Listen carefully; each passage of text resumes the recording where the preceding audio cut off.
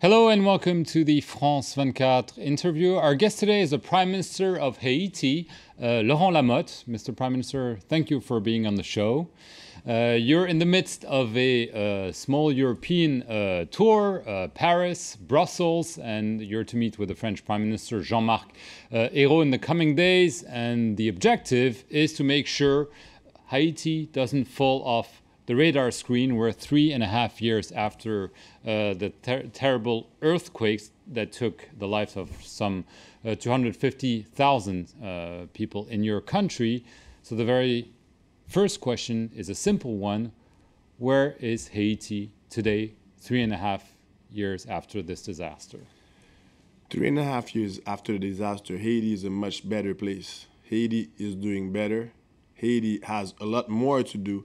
And this is why I'm here to seek the support of the international community, to seek the support of France, the European Union, which are big partners to Haiti, and work with them to better assist Haiti, to better support Haiti as we are shoring up the country for investments, as we are improving the security, as we are showing a different image of the country, and a country that's open to investments, a country that's rebuilding itself, and a country that has new hope today.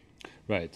Speaking of image, the images we saw obviously 3.5 years ago, but we still see is those people living in tents. It's quite mind-boggling that 3.5 years after the earthquake, some 20%, I believe, of the people still live in those terrible conditions. How come?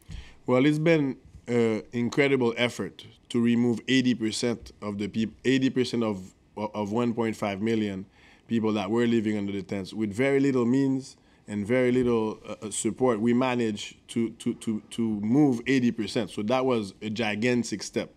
The 20% that are left, we are working diligently in order to remove the rest of the 20%. At the end of President Martelly's mandate, our objective is to remove the rest of the 20%. And this is an ongoing, yes, this is an ongoing effort as we speak.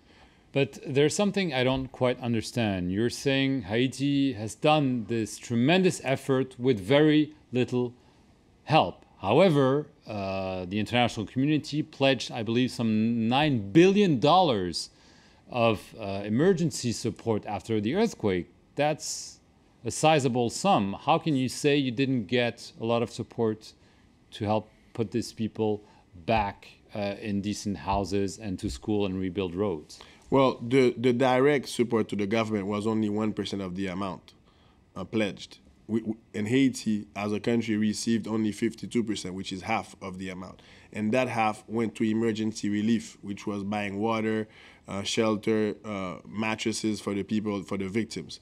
The other half needs to be used for rebuilding and development aid. And this is what we're seeking right now as we continue to move the country forward. However, we had some successes. For example, we did a program with the international community called 16-6, and that program was a success, and that's one of the programs that removed many people from under the tents, and that's ongoing as we speak today. But as someone who has been in the midst of things, would you say that the international aid has been to a certain degree misused in Haiti? No, I wouldn't say misuse. It's just it was used at the beginning for emergency relief, which was needed. Now it's the other half that needs to be disbursed in order to go to development aid, to the rebuilding of the country, to the nation building. That part hasn't been done yet, and this is a dynamic process. This is an ongoing process, and this is what I'm here to lobby the governments to stay the course. Right, Haiti. because that begs the question, isn't there a risk of donor fatigue? We've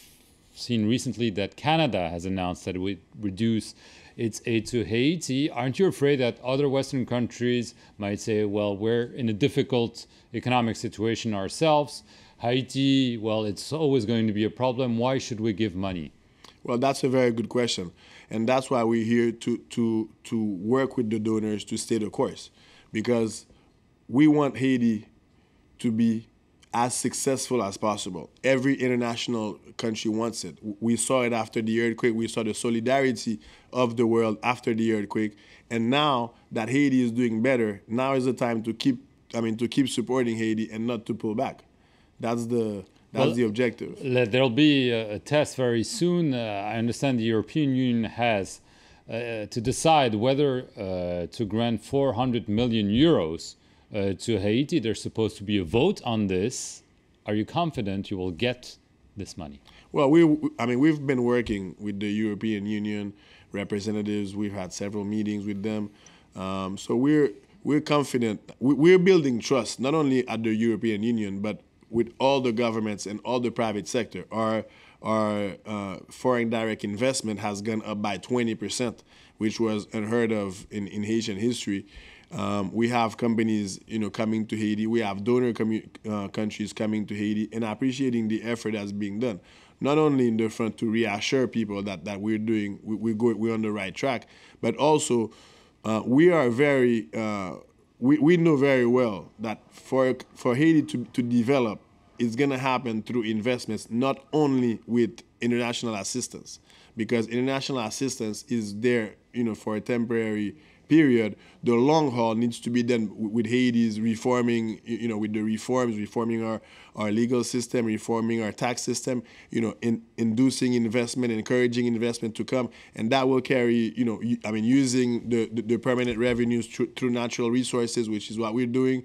We are reforming our mining laws, for example, which will bring permanent revenues to Haiti. We are dynamizing our tax code, protecting the local production, working with international partners to come and invest and create jobs in Haiti. But for this, you need trust, and you need especially trust that the money invested or donated will be used in a proper manner. This obviously brings up the issue of corruption, mismanagement, and Haiti, do you believe, has still a problem when it comes to this, or do you think this perception is also changing? Well, every country in the world, whether big, small, has corruption issues. We've seen it in recent weeks. Even in European countries, you have that problem. So it's not a problem that's only true for Haiti. It's a problem that every country in the world is struggling to get rid of, and Haiti is one of them.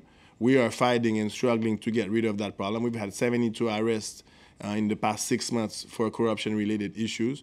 We're working with the local chapter of Transparency International in order to have the best practices in order to fight corruption. We are also educating the people from the public sector about the pitfalls of corruption-related practices. So a significant effort is being done in that regard. What about crime? Also an image problem for Haiti. Well, that's a myth, because Haiti right now is one of the safest destinations in the Caribbean. And I'm glad that you asked the question, because many people, when they see Haiti, they see insecurity. Well, the numbers and the facts speak for themselves. Our crime rate is 9 for every 100,000 inhabitants, which is the same as Long Beach, California. So Haiti is safe, is a safe place to go. We have only one area of one department that had a crime issue, which our police force has worked to solve. So we are a safe destination, and we invite all of you, the viewers of France 24 watching, to come and visit Haiti. We have some of the nicest beaches in the world. We are developing an island called Île Vache off of the southern coast of Haiti. We have many foreign investors investing as we speak. We're doing an international airport there. And Haiti is definitely a place to visit, which is an interesting place because we have an interesting history. We have an interesting culture. Many people think of Haiti. Now it's time to come and see for yourself. Come on down. Haiti, nevertheless, has some problems. One of them is an epidemic of cholera that was caused presumably by UN troops after the earthquake. Some 8,000 people died. All the scientific evidence up to date points to the UN. However, the UN has never apologized. And surprisingly enough, the Haitian authorities, including your government, including yourself, have never pushed for a public apology. Why is that? Well, because we're working with the UN. I visited myself. So you need them. Well, they are in Haiti right now. They're doing a job in Haiti. A good job? They're doing a decent job. Okay. And they're helping. They're there because the government asked them to be there. So they're doing a job which they've stabilized the country. The country, they've done that part.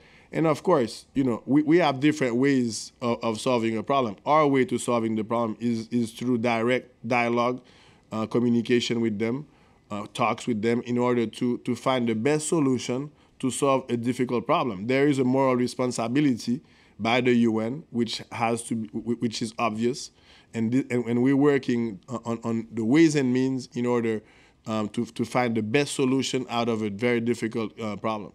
Last question. Haiti has also seen political instability. There have been coups and presidents going and abroad, coming back. And do you believe this era is over? That now Haiti is becoming a normal country when it comes to the political situation, despite tensions over elections that were supposed to be held, local and senatorial elections that were supposed to be held 2 years ago? The instability and the coups, this is in our past. I like to say that we should leave the past in the past and focus on present and future. And this is what this government is doing now. We are concentrating on improving the lives of our people through investments, through spreading trust and confidence in the policies of this government, through reforms of key sectors, key areas that are key to the development of the country. And through elections, 2 years of delay for local elections. Will those elections take place before the end of this year? Well, it was a process that took us to the election. So the process is yesterday, for example, we went to another step to the election process, which was the vote of the electoral law. So that's very good news that that law was voted. It's now going to the Senate, and the objective is to have it at the end of this year, and everybody is pushing for that. And you're optimistic this will happen? We are supporting the Electoral Council 100% in order for that to happen. Okay, Mr. Prime Minister, thank you very much for coming on the France 24 set and answering our question. Thank you very much for watching this edition of the interview. Stay tuned here for more news.